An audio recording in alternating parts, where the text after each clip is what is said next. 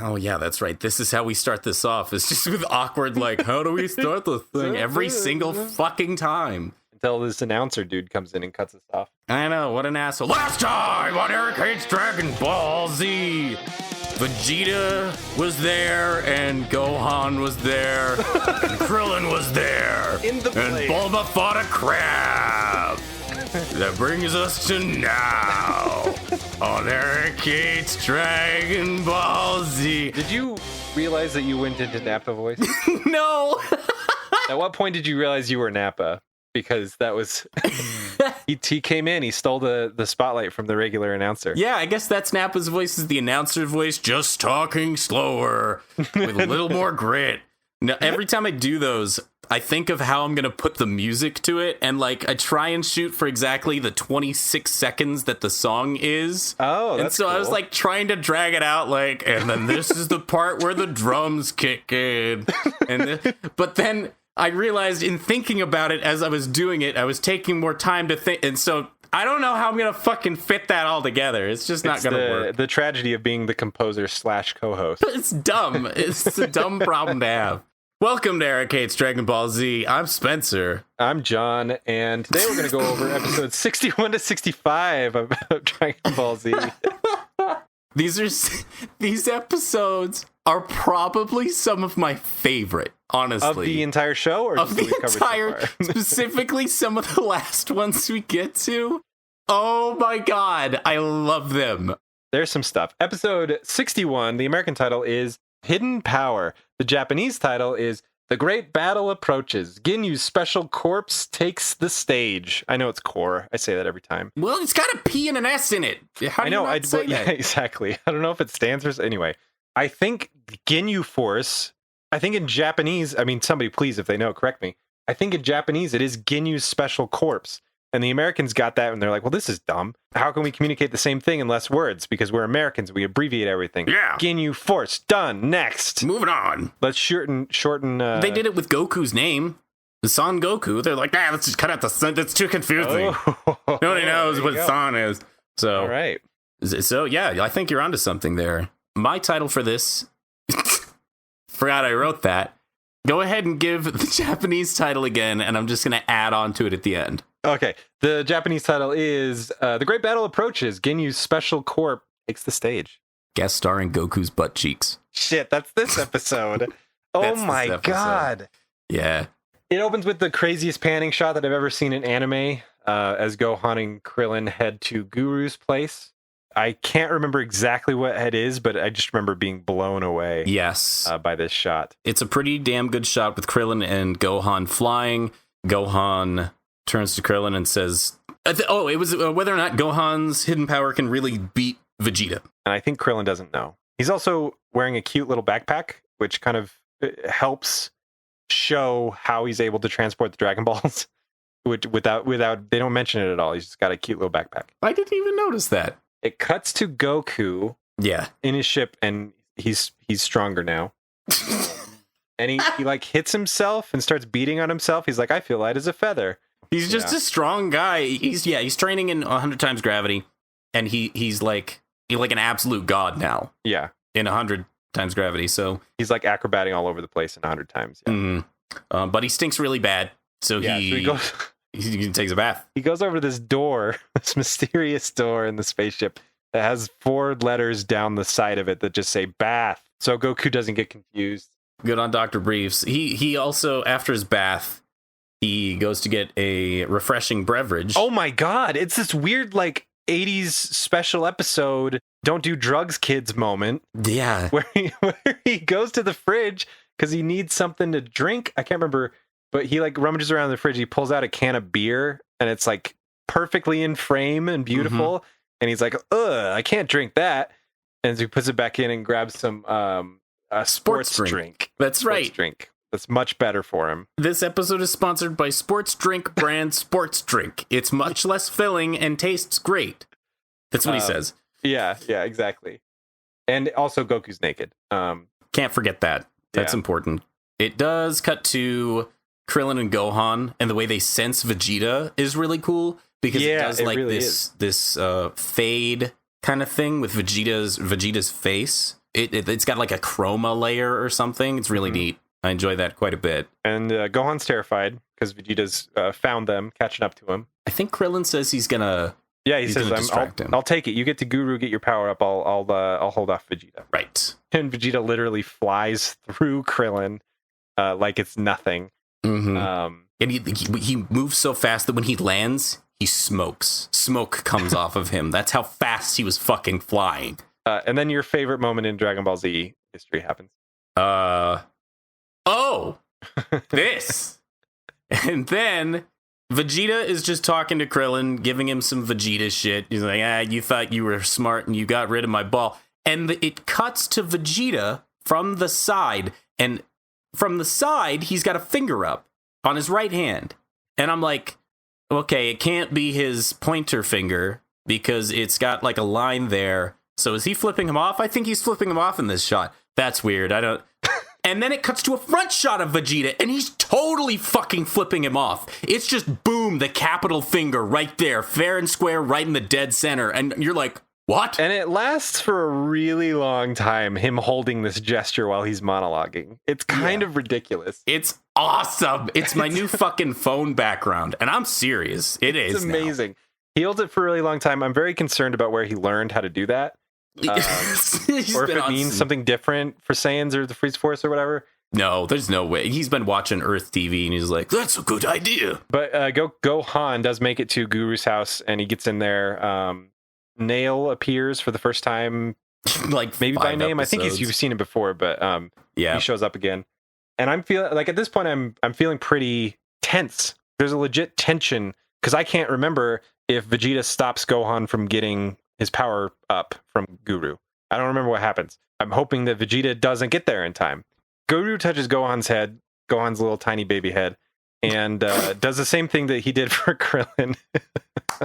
You have to make it worse because he says, "Oh, such great power!" It does make he's noise. Got his hand on his head. It's a little weird. Guru does give him Gohan the power up that he's always dreamed of, and that Guru's always dreamed of. And then it cuts to Vegeta, and there's a moment where Vegeta legitimately thinks that he senses a power level, and he thinks it's Goku, which is I thought was really cool. For a second, he actually legitimately believes that he's detected Goku. And then Gohan walks out. He walks out. Everybody stops to admire the new power level of Gohan. Everybody's sort of in awe. I think Vegeta's like, just because you think you got a little power boost, you still can't handle me. So come on, bring it on and attack me. And Nail steps up to the plate. He doesn't attack him yet, though. Guru calls out and says, I sense 5 powerful forces coming to the planet. Everybody is made aware at this point, everybody on Guru's little island, Krillin, Gohan, Vegeta, and Nail, that the Ginyu Force is coming. Mm-hmm. They're almost here.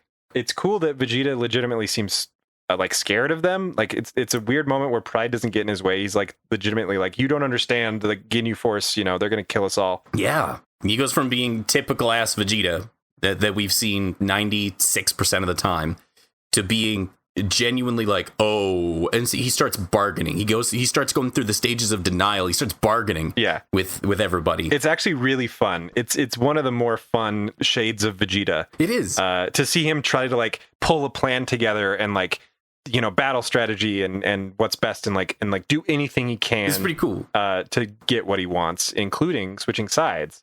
Exactly. So he's like, okay, look, here's the only thing I can come up with. First thing off the top of my head, stupid plan, but it's all I got. So get all the Dragon Balls together and make me immortal. It's the only way we're gonna win. Yeah. And they're like, no. Wait a second, that's what we tried to stop you from doing, isn't it? Yeah. You almost got us, Vegeta, you cad. And he's like, well, we'll just make somebody else. And Vegeta's like, no, you don't understand. Gohan doesn't have battle experience. He can't do it. It's gotta be me. I've got to be immortal. And I just want to point out at this moment that Nail's voice is amazing. He's got a nice, silky, smooth voice. Smooth. It's wonderful to listen to. Nail tells them, yeah, you can make Vegeta immortal. It's not going to waste the weight. You got 2 more after that. Mm-hmm. And this is the moment that the audience finds out too that the Namekian Dragon Balls function differently than the Earth Dragon Balls.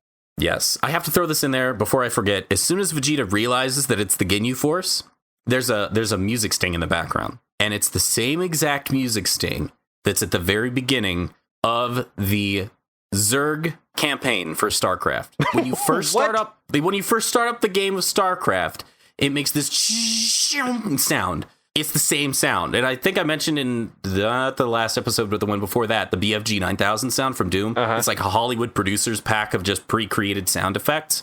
It's just really weird to hear them mixed into Dragon Ball Z, because that one for sure is in the StarCraft, either the backing track, the music, or when you start the game, and it's like, what? Okay, anyway, I had to throw that out there before I want to go play StarCraft again. The Ginyu Force is basically here. Yes. I think this is the point where it shows the 5 stars in the daylight sky of Namek, which is pretty cool. Yes. Signifying the 5 ships that we saw earlier. The gang at this point is Vegeta, Krillin, Gohan. And I really like seeing them. Yeah, they've decided to team up. Yeah, I really like seeing them work together, actually. It's a lot of fun. It's pretty neat. And they fly back to where Bulma's been camped out. She's got the Dragon Ball, of course.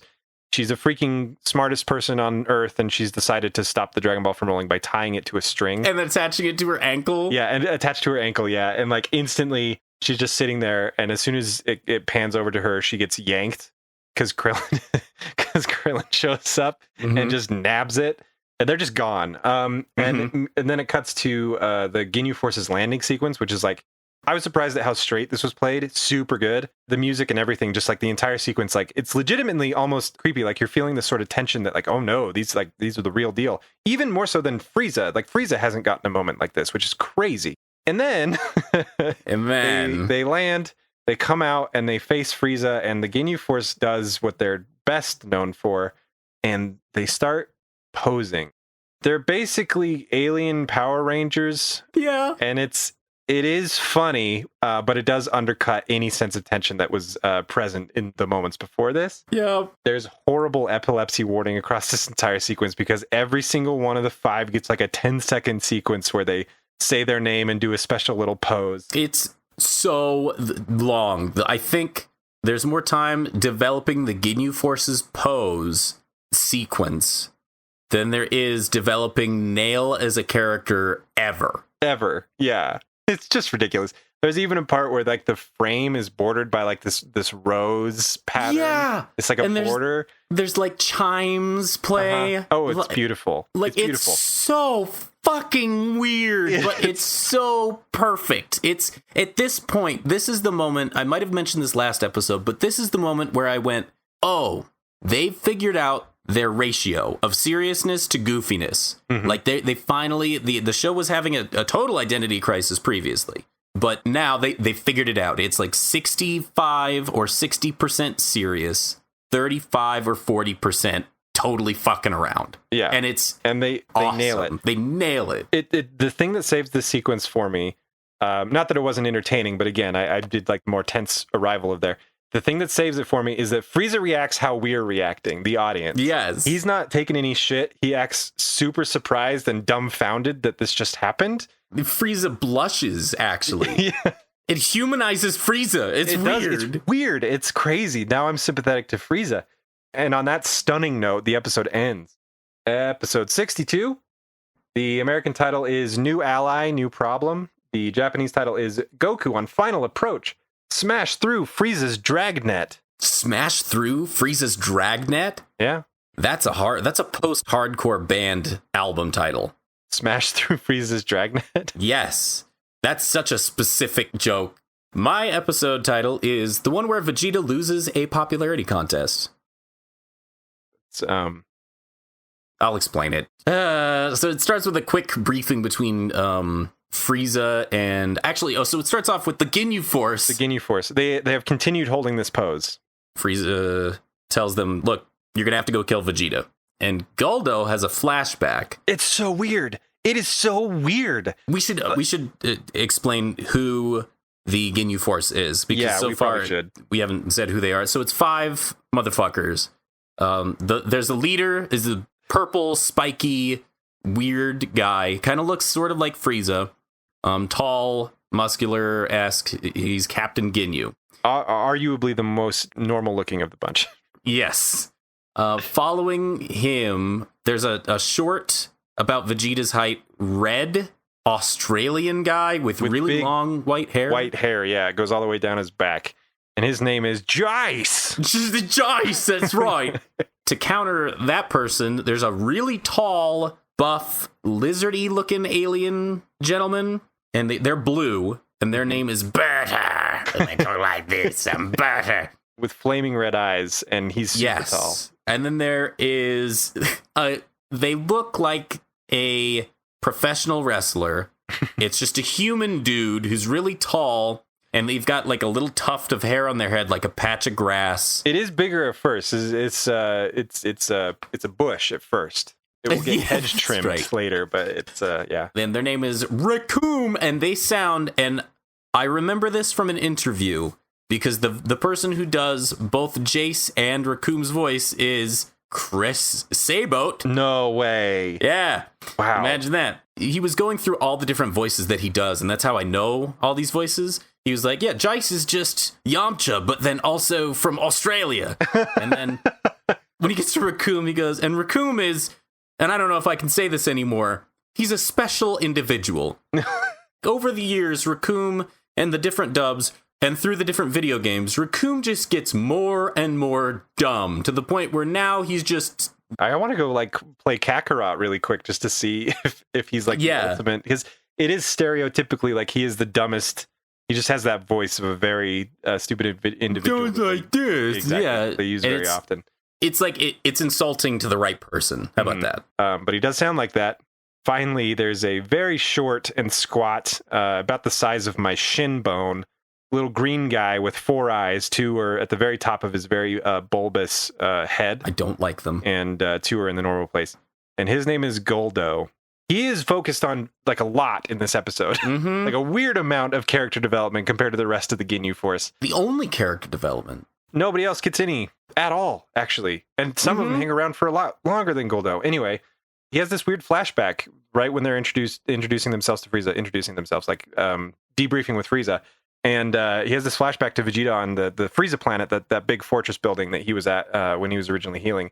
And they like, not banter, they spar. They verbally spar with each other. Yeah. You know, you're stupid. Yeah, exactly. And like apparently like Vegeta insults his mother or something, and Guldo takes it like super personal. Like they almost fight and they get broken up. Yes, and, Guldo makes a mad dash, like an angry jump at Vegeta, but Frieza actually blasts Guldo with a little beam, and it knocks Guldo down to the ground.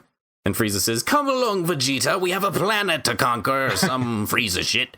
Yeah, and that like totally sealed Guldo's hatred of Vegeta for maybe years. Who knows? Yeah, who knows how long ago? Because that's back when Vegeta was working for Frieza. Yeah, exactly. So Guldo's like, "Oh, Vegeta, you've finally shown." I can't remember what his voice sounds like. Whatever I'm gonna do is better than what it actually is. But he's yeah. So I came up with an analogy for it. It's like you take a bag of marbles and you hit that bag of marbles with a hammer 18 times. And then you make King Kai drink those marbles, and his voice after that. That's what Guldo's voice is. Yeah, it's awful. But he says, so you finally shown your true colors, Vegeta. Yeah. As if like there's like this special relationship. It's so wild, dude. It's crazy. He's not a cool enough character to justify a rivalry with Vegeta that is like reciprocated in any meaningful way. And I didn't remember any of this when I'm watching this, rewatching it again. I'm like, Guldo has character? Like against Ginyu, I could totally see it, but it's so wild. Anyway, so they're sitting there talking back and forth. The Ginyus have like the most advanced scouters. They brought new scouters with them, and they are following this battle. Like they can scan basically the whole planet. And they're like, oh yeah, that makes sense. There's Vegeta's over there. He's with these people. There's this power level. They're just like laying out the status of the planet and the available fighters within it without moving a muscle. It's kind of cool. Raccoon notices, he's the tall redhead, he notices that Guldo's having like this weird thing, and he gets way too close. Yeah. Really like rubbing cheeks with him, and he's like, yo, what's wrong? It's very comical. It's hilarious. Completely like removes any tension that these are the villains that are about to fuck up our heroes. They're absolutely ridiculous. I really, really appreciate it, actually. It was the first time that I've laughed out loud, busted out laughing, watching this show in quite a while, since probably Snake Lady Gun. Yeah, I think it's a just juxtaposition of what you're expecting versus what is actually on screen compared to the build-up that they've given these characters. They give Frieza a new scouter, and they all line up according to size, and the shot that shows all of them lined up in size it cuts off Burter's head because he's so tall. It only shows his chest, which I thought was really good. And they're psyching themselves up for battle, and they get in a huddle and they all scream and they back up, and they get in a huddle again and they all scream and they back up, and it cuts to Frieza throughout this process, and Frieza just has those beads of sweat. Like, this is so awkward. Yeah, it's really nice. It's probably one of my favorite scenes. The Ginyu Force, Frieza's elite unit that has these strategic strikes that eliminate targets, is making Frieza just so embarrassed. Like, nobody's even around. He's just embarrassed to be around them. Yeah, it's again a moment of audience surrogacy that through Frieza. I did not expect from Frieza. Yeah, it cuts to Goku for a quick second, and there's 20 minutes to his arrival on Namek. The computer announces that he's getting close to the planet, so he's not training anymore. He shuts off the gravity, goes back to normal. He's changing his clothes, which apparently he hasn't done once in this week-long training session. When he does, he opens a cabinet, and it's just full of his exact same... It's his exact outfit, and he's like, whoa, these are in here. And I'm like, dude, it's been 7 days. What are you doing? You know what? I really like that the computer gives him an ETA versus the potentially endless fuck Snake way, where the only way that we knew that we had gotten to the end was based off the Japanese titles. That was it. Yeah, seriously. The Japanese titles do say it again here, but it also does announce it, which is nice. So it says 20 minutes, he gets changed. He's just doing stuff. He's sitting, waiting, meditating, standing. He's staying focused. Yeah. It says 10 minutes now.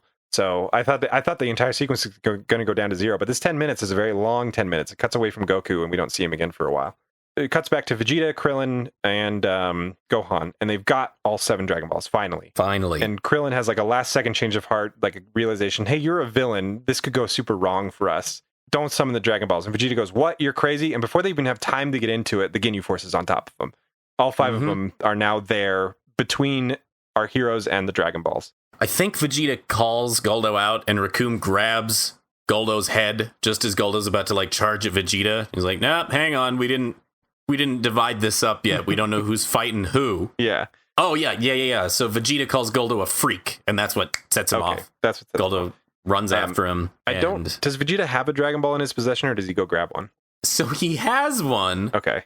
And he throws it as far as he can, as he is wont to do with these motherfuckers. He's done it 3 times. Yeah. And so he throws it as far as he fucking can. This is one of my favorite moments in this set of episodes. It's really good. I didn't expect it. Everything turns blue, and I didn't understand what was happening. And everyone starts moving really slow, and you hear their vocal reactions. So you hear Krillin go, oh, because the ball. Okay, that sounded weird. It sounds better in the show because it's just slow. Because they weren't ready for Vegeta to throw the ball like that. And then you hear Gohan do the same thing.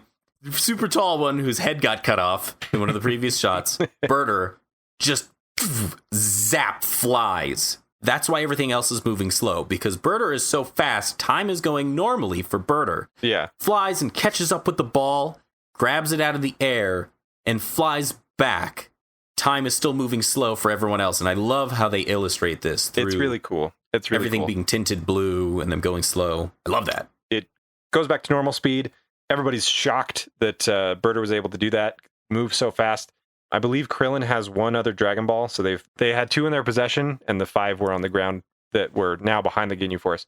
And Vegeta's like, destroy it! And so Krillin goes for it, he's about to punch it, and then it vanishes right out from under his hands. Guldo grabs it, right? That's right. Guldo grabs it.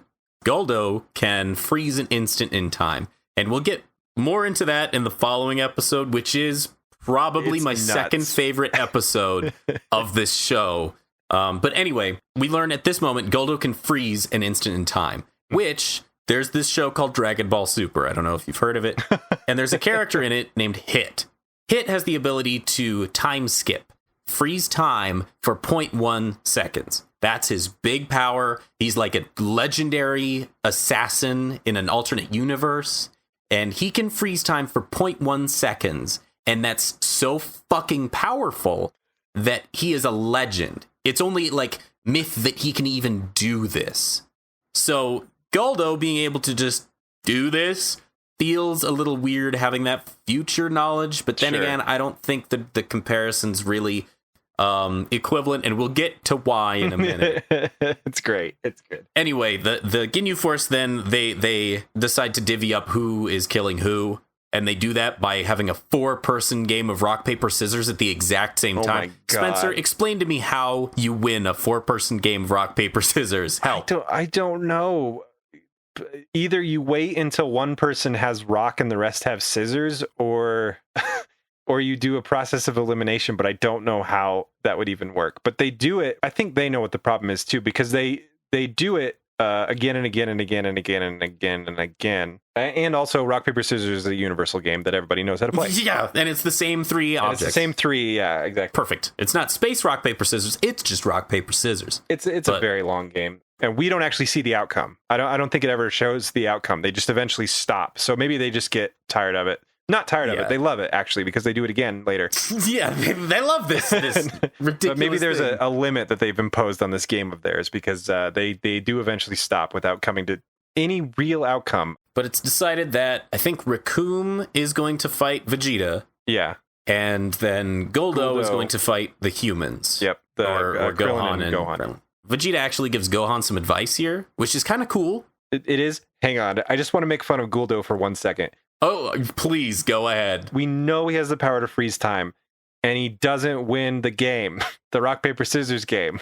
He wanted Vegeta, and he still loses, but he can freeze time. You're already a better tactician than Goldo is. Yeah, with that power, I could win any rock, paper, scissors game. Goldo has enough character development that at this point in time, we can infer that they are an honest and true individual that wouldn't want to betray the trust of their friends. Yeah, it's true. He looks down on people that would use that to their advantage. That's right. Goldo's not the kind of motherfucker that would ever do that. Yeah, ever. Anyway, there is a really wonderful scene after this happens where Gohan gets some advice from Vegeta. Yes. Yeah. And so Vegeta also says, didn't you say your father was supposed to be arriving and saving everyone? And Krillin says, well, I don't know about you, but he's arriving to save us. And that's when Vegeta says, look, I'm not trying to win a popularity contest here, okay? I'm trying to figure out whether or not we're going to die.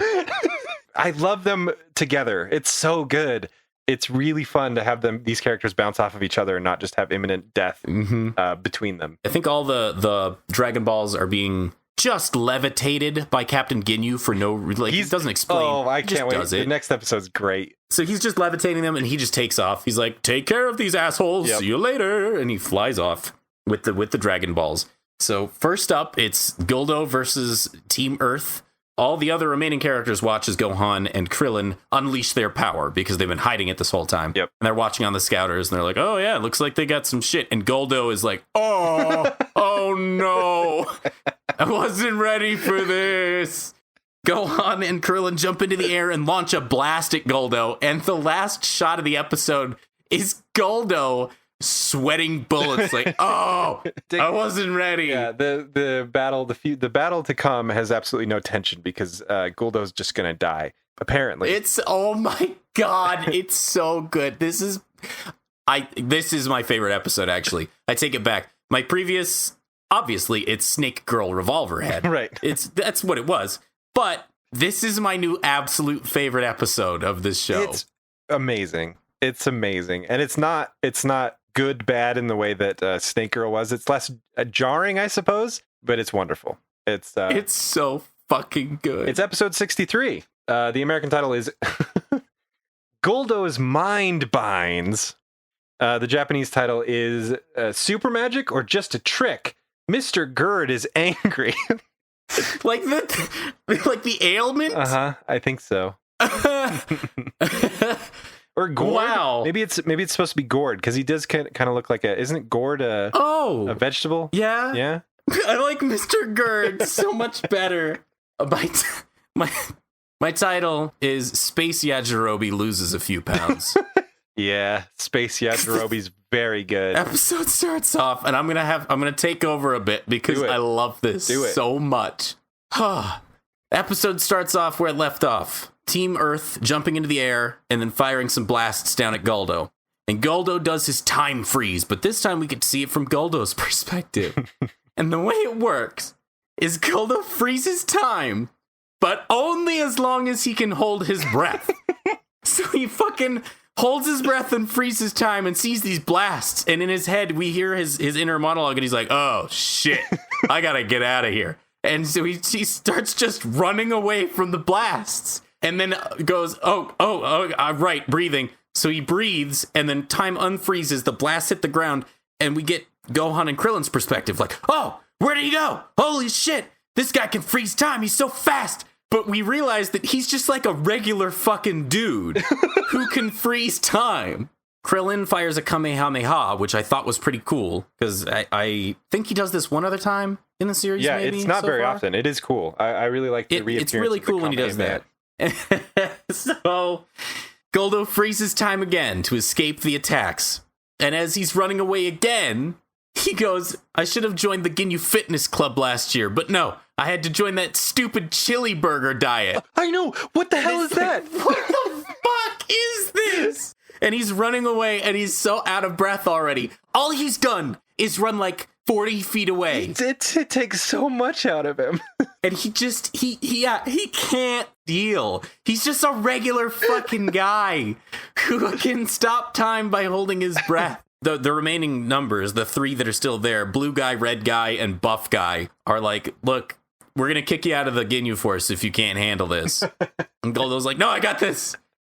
Guys, I got this. Chase says, not only are you out of the Ginyu Force, not to mention the spot on the bowling team. The bowling team. I'm losing my mind at this point. There's chili burger diets and fitness things and bowling leagues. Sign me up, man. And it's really cool to see. It reminds me of the Doom 2016 remake or Doom Eternal. The demons are afraid of you, that kind of thing. Yeah. Because the good guys are the aggressors. And they're absolutely outmatching Goldo. But they don't know that. Because they can't hear the things going on in Goldo's head as he's running away. Like, I am gonna die. They're just seeing him teleport around and freeze time. So they're It'd like, be really impressive. Look. yeah. They're like, whoa, this is really happening. But it's so good. I love it so much. He realizes as he's running away, stopping time through holding his breath. Wait a sec. I'm freezing them in time. I should probably stop running away and just start beating the shit out of them. No I don't shit. know why Somebody who had this power for many years already. Yeah. So instead of actually doing that, they then charge at him again. And Goldo does this thing where he gets really like concentrated and creates clouds that freeze the gang. He gets super cocky because now they're just stuck there. These are the titular mind binds. Yes, it's the mind bind.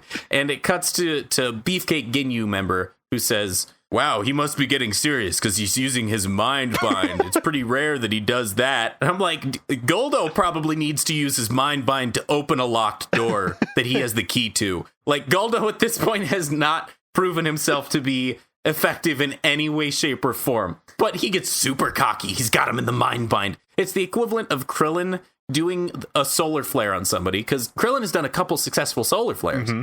And then getting in their face and going, now you're blinded, asshole. Yeah, exactly. That's what Goldo's doing. He's like, you can't move. I'm so powerful.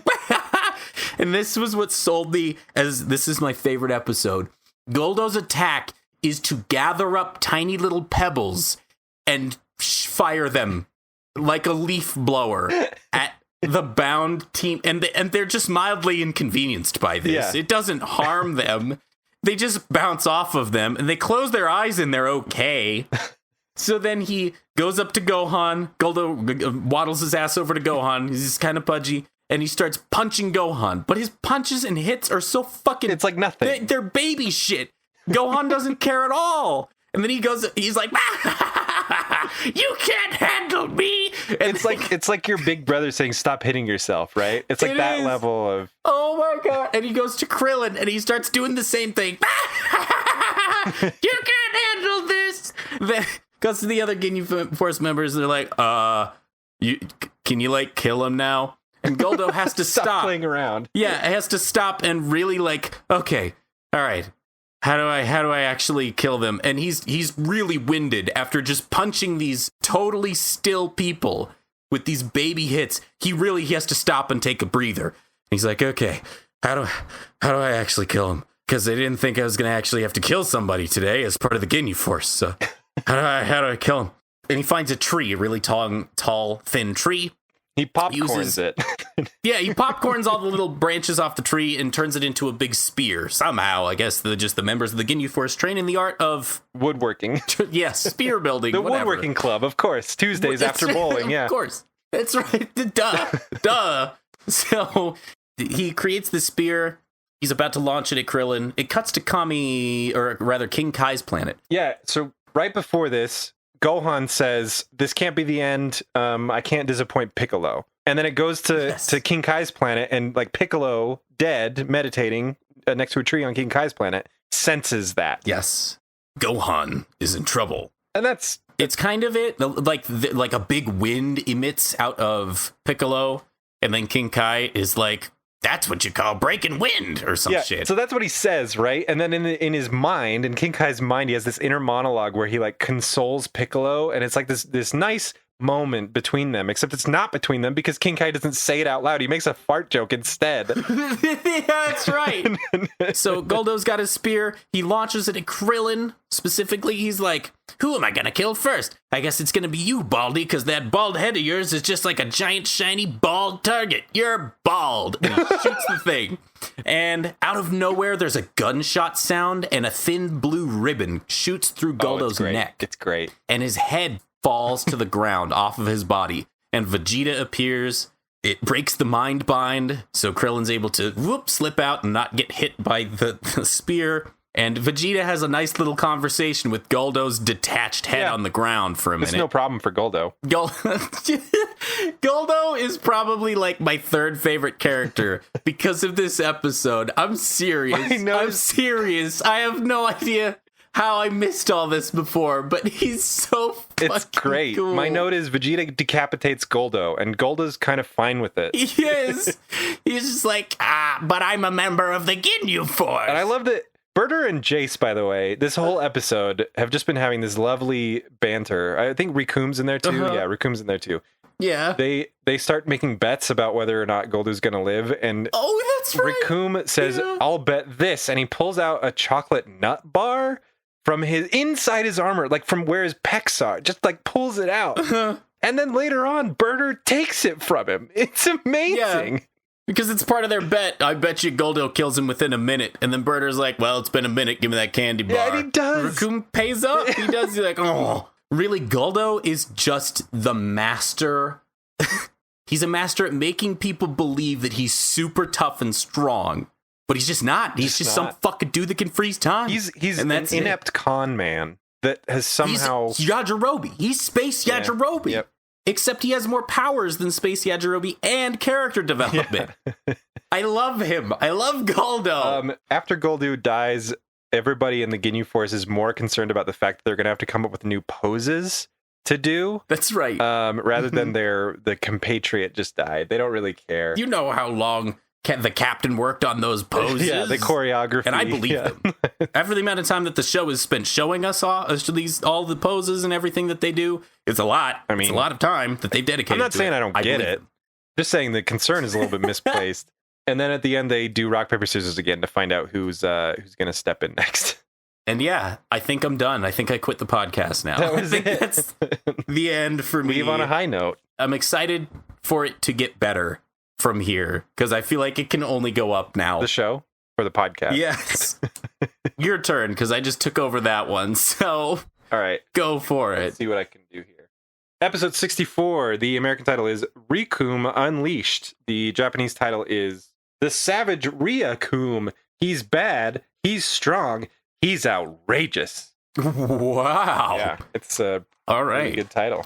My title is Don't Focus the Tank, You Fucking Idiots. I mean, yeah, that's what they do. Rikum, it starts off with Rikum winning and going in to beat these guys to a bloody pulp. He's very confident. And he's very sure of himself that he's going to win against Vegeta / everyone. I believe he does a pose and says the words "feel the power." Of course he does. Because of course he does. Because of course he does. He does. Yeah, he starts off with a little dance. That's my note. Yeah, and Krillin says unbelievable, which just indicates to me how weird the Ginyu Force is to everybody in universe as well, which does help. It helps me a lot. Does Vegeta step in, or do they just start fighting? I believe Vegeta launches an attack first. Vegeta powers up and explodes with blue energy, like the most blue energy we've ever seen Vegeta have, which I don't know if this is an intentional choice, or maybe it just happened this way. If you'll remember back on the Kakarot versus Vegeta fight, his energy was purple. It had like a darker color to it. And maybe I'm assigning more value to this than it deserves, but his colors are now blue, almost in line with the good guys. Yeah, like less dark at least. That's interesting. Yes. He's gone from red to purple to blue. Yeah, so I don't... Yeah, you've convinced me. It's just a fucking mistake. But it's cool. I like this fight between Vegeta and Recoome. They seem fairly evenly matched at first. Vegeta basically teabags Recoome, and then Mario 64s him, just like grabs his leg and spins him around, lets him go. After he spins him around, he throws him into a mountain, and he uses something that looks an awful lot like what will eventually become a regular move in the series. Oh, yeah. It looks really close. But he doesn't say anything. He just does it. Yes. And the color is different. Okay, cool. Yeah. Eventually, it cuts back to Ginyu in my favorite shot of him up to this point, but I'm sure there will be even better ones. He's flying back to Frieza to deliver the Dragon Balls, and he's levitating some of them and juggling like 3 of them. Yeah. Just for fun, I guess. You gotta entertain yourself. I guess. He does drop one, I believe, and then he has to go get it, and then kind of fine. He almost drops it into the fucking ocean, and he's like, whoops, better not do that. Butterfingers, oh well. Oops. And then it cuts to Frieza for a second. I really like this scene. Me too. It's super short, but like it adds a good bit of continuity, like the string of continuity between the Saiyan saga and the Frieza saga, because Frieza's analyzing planet Namek. He's like, the population's low, the minerals are low, like analyzing it for selling. So he's like, okay, this planet's worthless, that's fine. I can blow it up without worrying. I wouldn't have been able to make a profit off of it anyway. So he's like, he's doing his job. It's pretty cool. Recoome and Vegeta continue to fight. Vegeta's still winning at this point because Vegeta knows how to handle himself. Then I think it's at this point that Recoome starts like saying his attacks, like doing a special little pose and then actually saying words.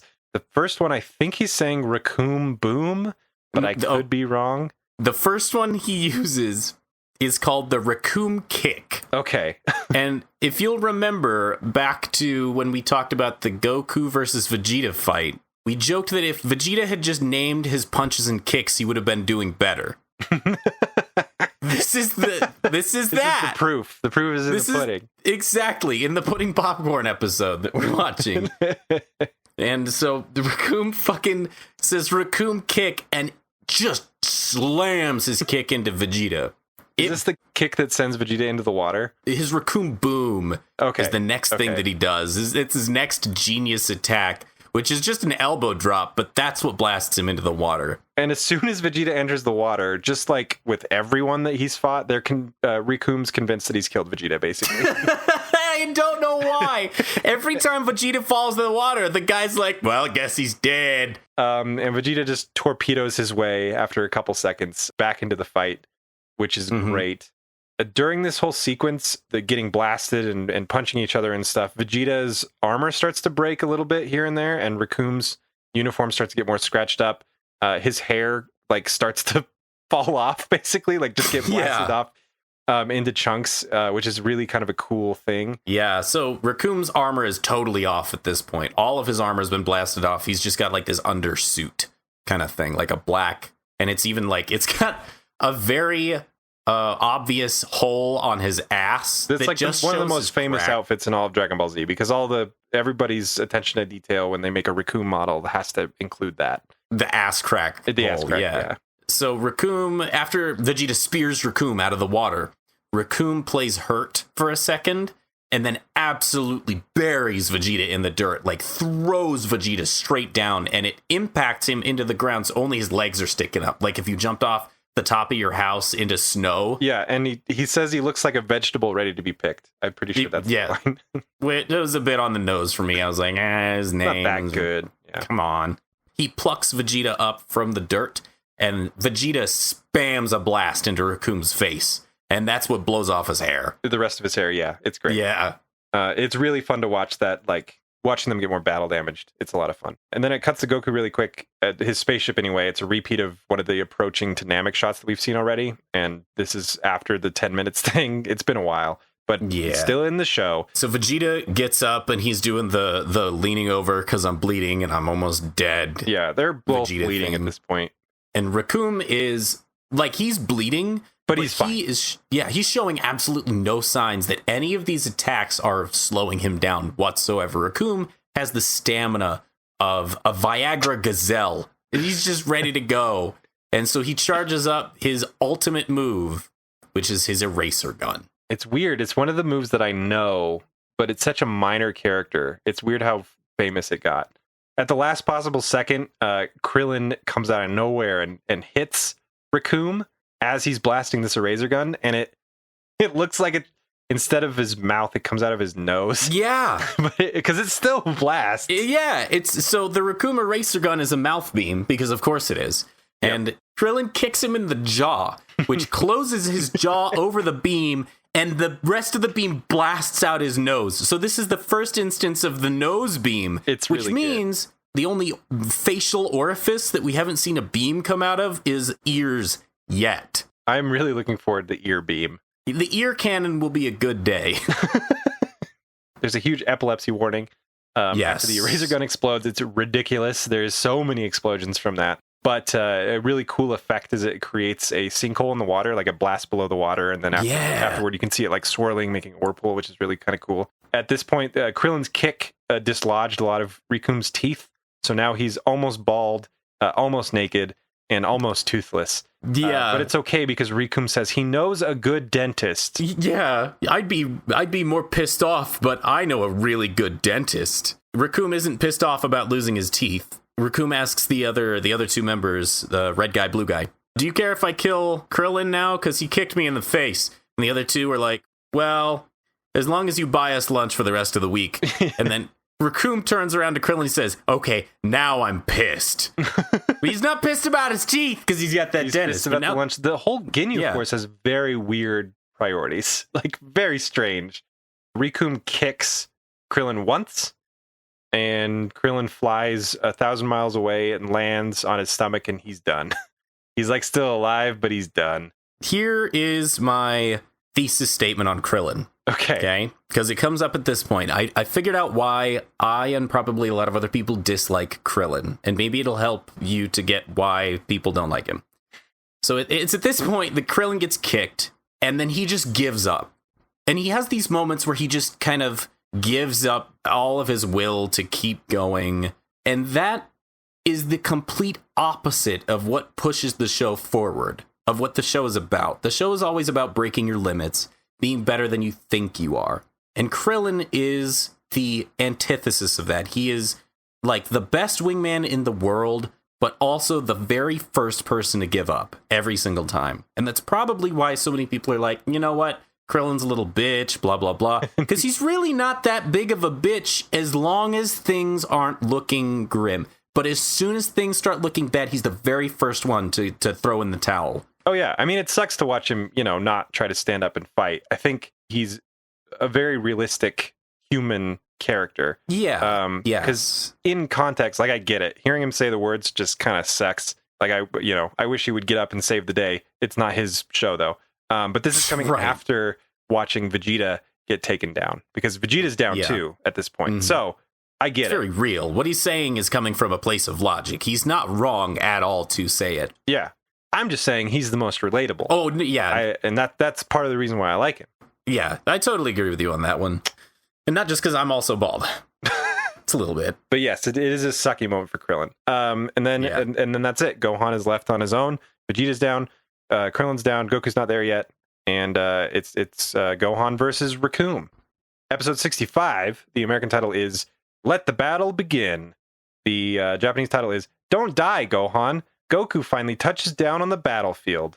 I didn't make a title for this one, so the one where Chi-Chi hijacks a spaceship and crashes it back into the planet of Earth. Yeah, what the hell? I don't remember that plotline at all. It was so weird. It's very strange. It just came out of nowhere. Anyway, we'll get to that in a second. The episode starts with Gohan already fighting Raccoon.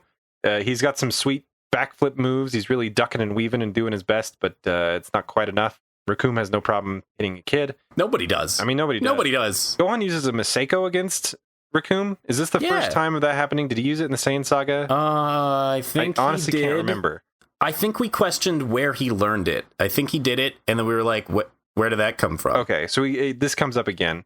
So they're just battling, and it's all fine. You know, you're watching Dragon Ball Z, and then all of a sudden it just cuts to Chi-Chi, who we haven't seen in months. Just a ridiculous amount of time, and somehow her motherly instincts have gone off, and so she knows that Gohan is in trouble, and she has to get to Gohan as fast as possible, thus deleting all of her character growth for letting Gohan go on this journey in the first place.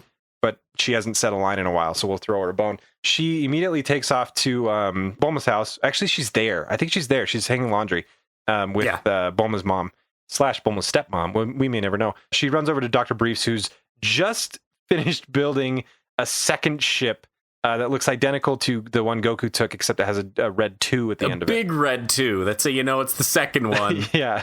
Dr. Briefs is really proud of his invention. He's telling Chi-Chi, I even got the cappuccino maker in there this time.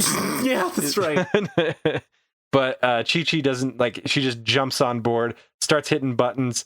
The thing closes up and takes off, and Dr. Briefs is like, no, don't take it. I haven't tested it yet. And I'm like, it's going to blow up, isn't it? And yes, it does. Mm-hmm. It blows up, and it comes back to Earth, and they're fine, because I think somebody says something about airbags. Good thing I installed airbags or something like that. That's right. Yeah. And it just ends there. It's a weird little mini episode, and then it goes right back into the Raccoon Gohan fight. Yeah, I had my volume turned down kind of a little bit, and I'm not watching this with closed captions. So when Chi-Chi gets in the ship, she says, "Come on, you bucket of bolts." But I misheard her, and I thought she said, "Come on, you fucking dolt." And I was like, "Oh, she's serious now. She's gonna make it dynamic." You're uncovering the layers of her actual words. I did notice prior to this moment when Gohan shoots a Masenko. Speaking of Gohan shooting Masenko, one of the either red guy or blue guy, either Jace or Birder, say, "Wow, his power level shot up to 20,000 for a second." Yeah, which is. It's if we're really cool. actually still, we shouldn't be even worrying about the scaling at this point. We shouldn't. But if you think about it, that means he's stronger than Vegeta was the first time Vegeta was on Earth. Yeah. I don't know if they just do it by numbers or actually say it, but I'm pretty sure somebody mentions that they are as powerful as Goku was when he was fighting Raditz. Yeah. And then the hidden power on top of that, obviously Goku wasn't as strong as Vegeta when they first fought, so that would make sense, that which is kind of cool. I mean, it's good to keep the scale in mind for sure. Sort of. There's a vague continuity to it, but when King Kai says something like all 5 of them are 5 times as strong as Goku, it's like, come on, you're just pulling numbers out. And really, King Kai's information so far has been complete bullshit. So I have no idea where he's getting any of this. I think he's just making it all up as he's going along. He knows one good move, he knows two good techniques, and then he's been coasting off that shit for an eternity. And I don't think you're wrong. King Kai gets his very own episode later, much later, and I don't think you're wrong. Yeah. Anyway, so Raccoon is just toying with Gohan at this point. He uses his freaking breath to blow back an attack. He blows away Gohan's attack like it's a freaking birthday cake candle. Yes. It's just that easy. And it's at this moment that I realize who Raccoon is in my head. This whole time, ever since I was a kid, I was like, who is Raccoon? I know I've seen this character in another show. Have you ever watched Ed, Edd and Eddy? Oh, yeah. He's Ed. He's just Ed from Ed, Edd and Eddy on the Cartoon Network. It's the same dude. It's just he's just Ed from Ed, Edd and Eddy, but with beams. That's it. That's what I wrote. That's my last note. It's a good discovery. It cuts to Ginyu for a second, who delivers the Dragon Balls to Frieza, and he does the Dance of Joy. He calls it the Dance of Joy, and he does the Dance of Joy, and Frieza's thankfully not having any of it. And then it cuts to Nail for a little bit. He goes to Guru. It's weird because he said in a few episodes ago when they met him, he's like, "Oh, I'm going to help," but then he just kind of sticks around Guru. I forgot he was even there. I know. Yeah, that's my note. I totally forgot about him. It's been a while. I wish that he got more screen time. He seems really cool. Whatever. Raccoon keeps beating up on a little kid. The music is pretty awesome, despite that. And then cuts back to Frieza and Ginyu, and they got all 7 Dragon Balls. They're all gathered around, ready to summon. Frieza just makes a wish aloud. Nothing's doing it, and he's very confused.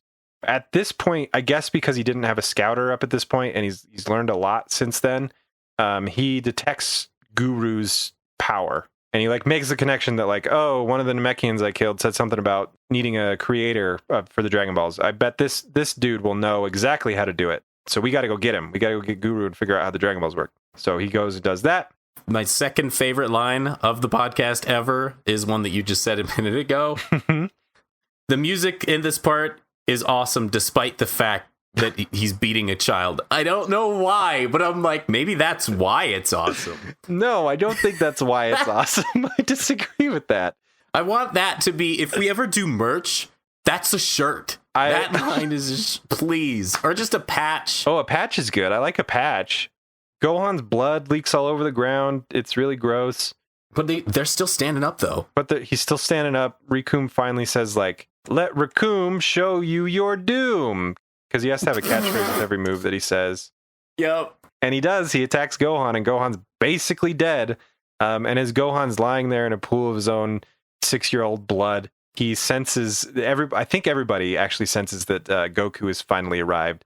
And this is really the coolest part of the episode, in my opinion. After it cuts away from the battle, it shows his this giant plume of smoke as the ship comes down. Smoke slowly clears. It reveals the capsule stamp on the side of the ship, which felt pretty good. The door opens up and Goku steps out, and he's on Namek. Finally here to save the day. Finally made it all the way. Oh yeah. But to see what he actually does when he arrives, we're gonna have to wait until next time on Eric Hates Dragon Ball Z. That was almost too smooth of a transition. I feel like you have to fuck it up and then do it again now. But next time, Goku, when he gets there, he's going to fight maybe, but you'll have to wait until the next time on Dragon Ball, Eric Hates Dragon Ball Z. No, you tried too hard on that one, though. It was too obvious. It's because the first one was so smooth, and then that one was so disjointed. It's We got to come up with the Goldilocks approach for our outro. We'll work on it next time on Eric Hates Dragon Ball Z. That was it. Thank you for listening to Eric Hates Dragon Ball Z. He may hate the show, but he doesn't hate you for checking out the podcast. Hi, my name is and I'm the person watching the show with John. If you've enjoyed listening, consider giving us a rating or review on iTunes. And if you have any questions or comments about the podcast, feel free to contact us via email at mail@ehdbz.com or on Twitter using the handle @EricHatesDBZ. For those listeners out there who might want to show their support and let us know that this podcast is something you want to see more of, consider heading over to our Ko-fi page at ko-fi.com/EricHatesDBZ. There you'll find a donation page where you can help unlock goals like movie commentary tracks or live streams that they don't invite me to because they're dicks. The opening and closing themes for Eric Hates Dragon Ball Z were done by John Good. You can find more of his music on SoundCloud under the name Burn7. Eric Hates Dragon Ball Z is part of the Rocktopus network of podcasts. For more entertainment from our team, check out our sister podcast, Tales of Nowhere. It's a genre-bend... Ugh. Everyone has done that too. It's a genre-bending tabletop RPG podcast where we take one cast of characters through multiple games and rule sets to tell one epic story, with a healthy dose of comedy thrown in. That podcast can be found at tellsofnowhere.com or wherever you listen to podcasts. Thanks again for listening!